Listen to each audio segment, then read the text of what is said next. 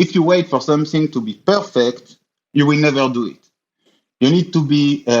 You need to know that marketing is something that is dynamic. You publish, you try, you learn all the time. The goal is to be as close to perfection as you can without expecting perfection.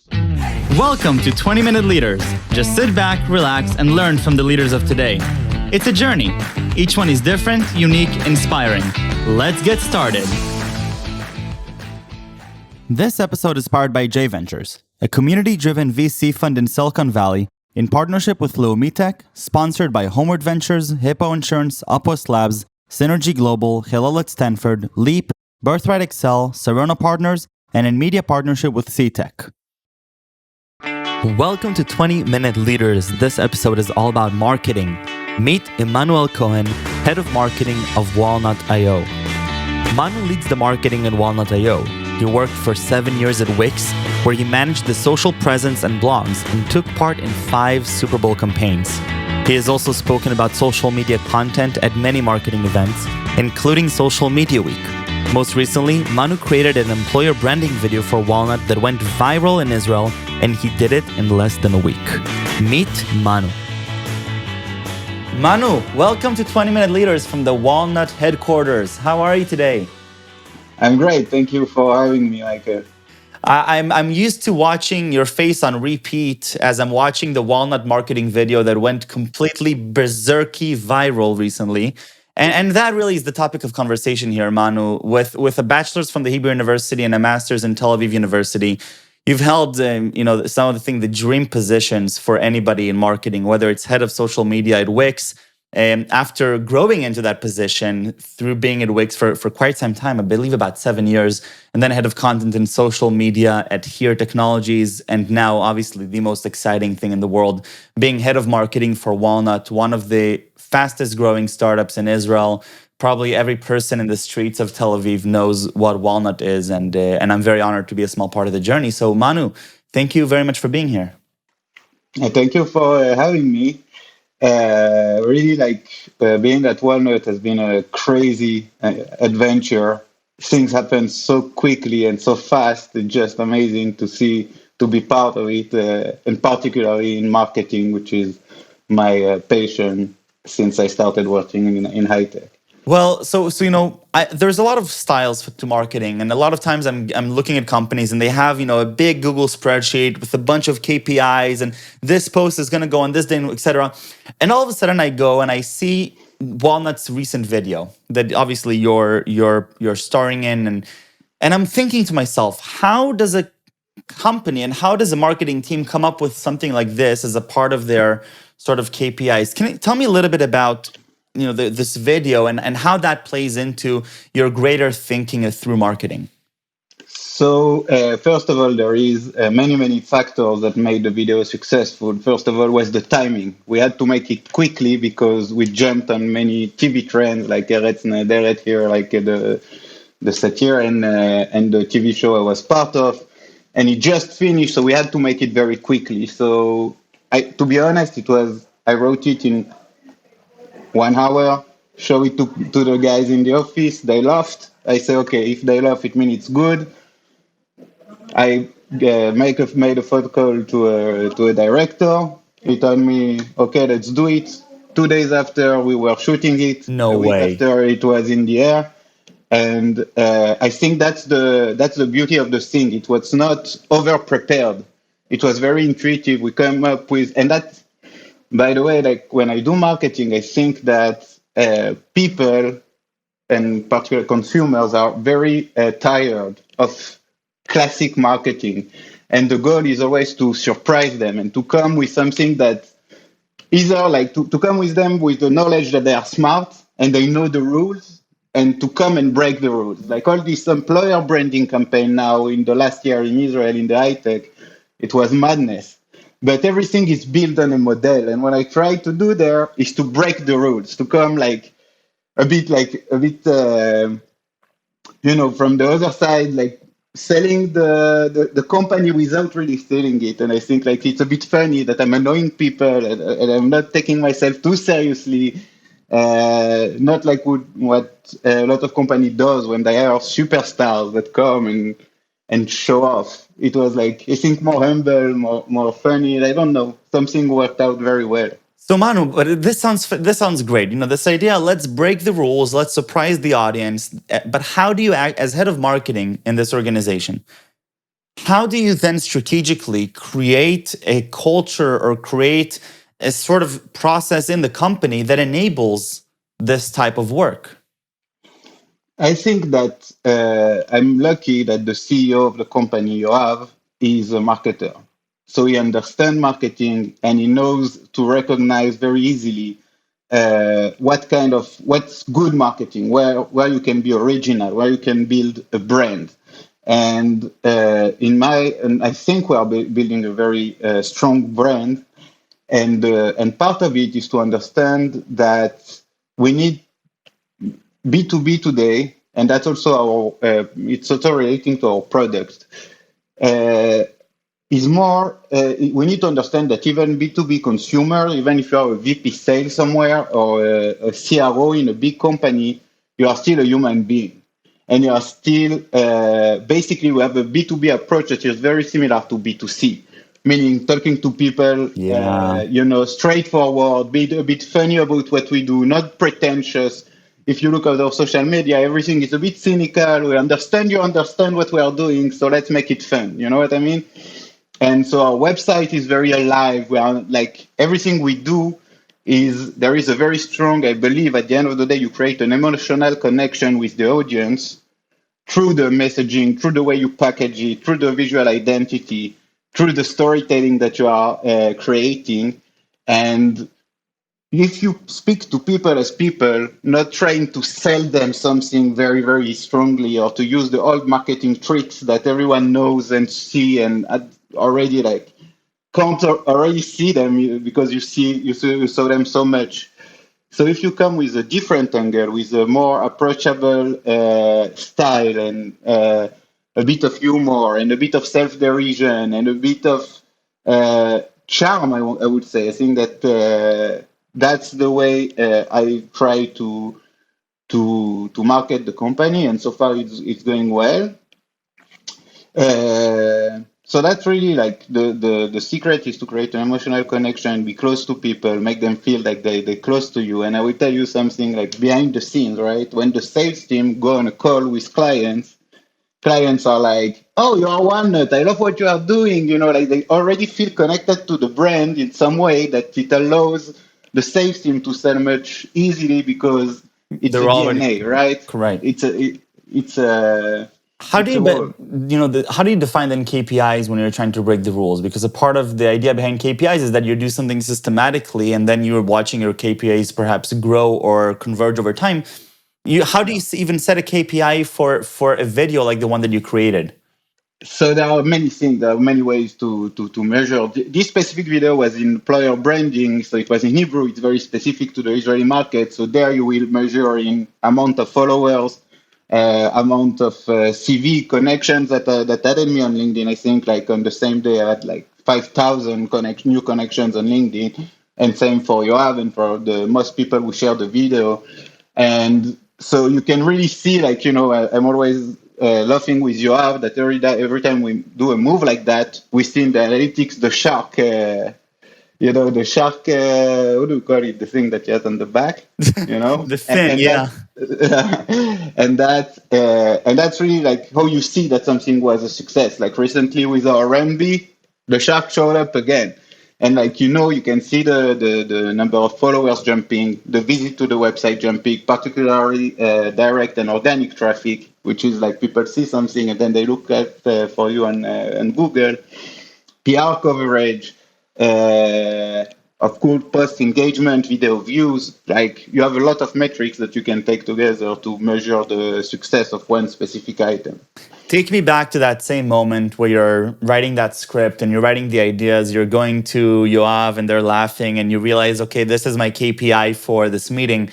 And that creative process of trying to understand how can I break down some walls that are or some preconceived notions in the industry. How do you work through that process? Is it just, a morning that you wake up and you just feel like, today I'm creative, I'm going to try something? Or is it any methodology that you have? So I think that there is both. Like first of all, you need to know the rules. Okay, you can't break the rules if you don't know them. So when you do something like that, the first thing I do when I create a campaign, I go and see what the other companies did in terms of employer branding campaign, and I see the patterns. And I'm like, okay, here there is something funny to do. Here there is something funny to do. Here there is something funny to do. And then I just sit on the computer and start writing, but trying to find the right pattern and understand where are the flows, if you want, in the more conventional employer branding Right. campaigns, and then I just jump on them and tweak them around. It's like it's all like I'm turning around everything upside down all the time. Like people were expected to see high tech and and this prestigious stuff, and I enter with a dog, and the first thing people see is like someone pushing me, and I'm like, what the fuck? And because I understand social for a long time, and I know what people react to instinctively. So the goal at the end of the day is to keep the watcher watching through the full thing. So you have like the building blocks, which are what I learned from watching other campaigns and that I decided since the beginning to turn upside down. And then there is the emotional triggers, how you keep the flows going quickly. So I start with a dog, and then someone pushes me, and then I make an intertextual joke with Eretz Nederet when I'm saying like, the רעיון שלו שהוא טוב, like this is an idea of his that is good, which is a joke on me. Yeah. And then like I keep moving. So with the title joke, and every like if you want every 10 seconds you have something else. So even if you are not a fan of the show and you just saw the TV ad, you will understand some of the jokes. If you are just working in high tech and just loving to see employer branding ad, you will understand the pattern breaking. So from ever, no matter what angle you are looking at it, there is something for you. Right. Now, you're mentioning that how long did it take from the moment that you thought of the idea to the moment that it aired on social media? It took 10 days maybe. 10 days. But the reason it took 10 days is because the TV show told me you can publish it only after the TV show finished to air.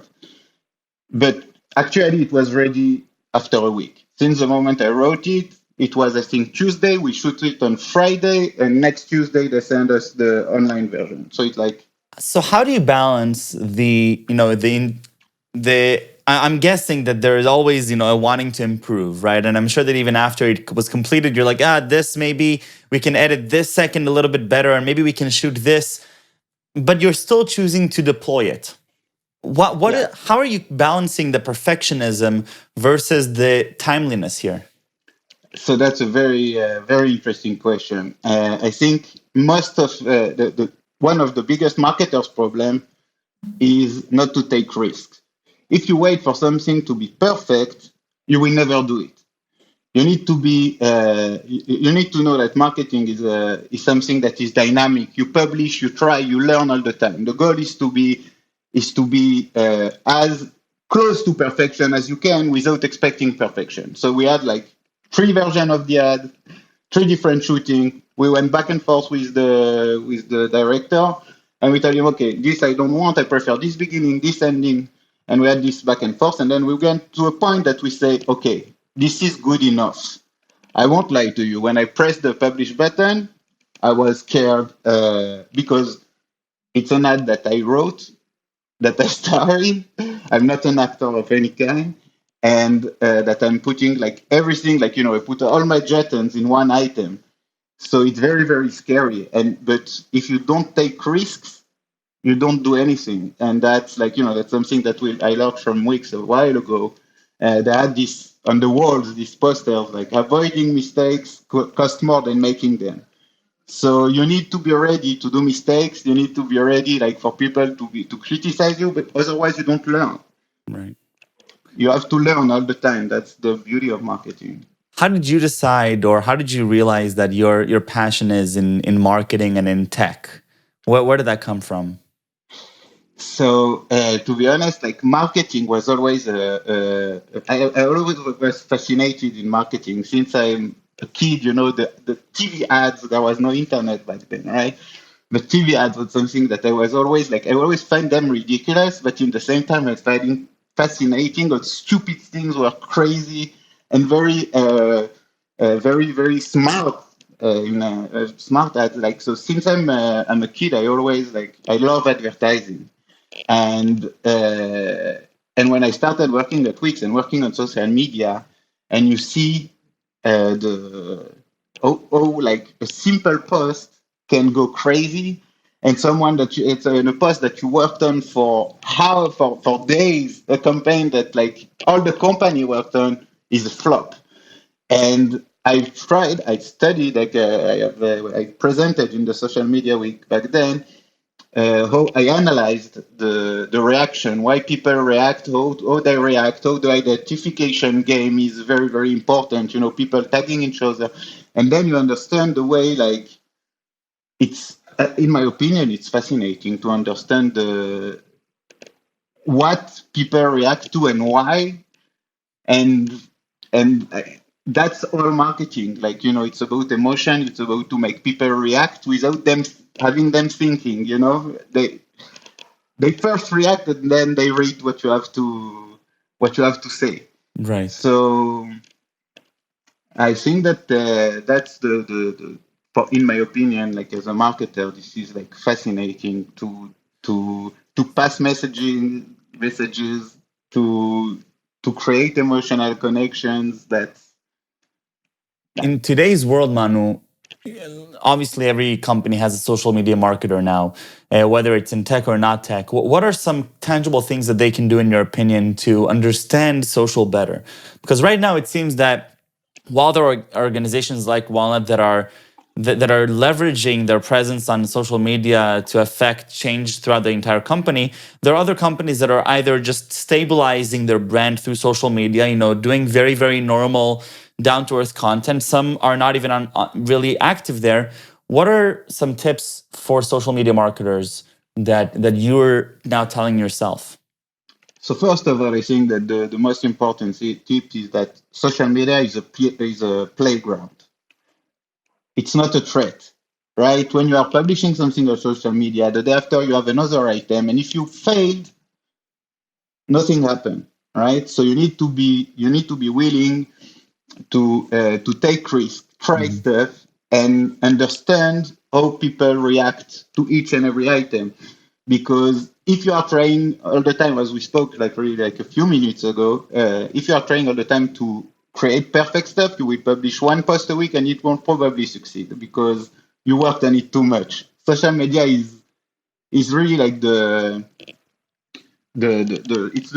it's the most interesting lab to learn about your users, right? You try stuff, you collect insights, you collect comments, you say, okay, that's what people love in this post. Next post, I will use it more.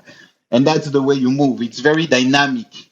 It's not like I don't believe in having one strategy, like, you know, like and saying, okay, that's what we are going to do all the time. No, you try stuff, you learn, you move on.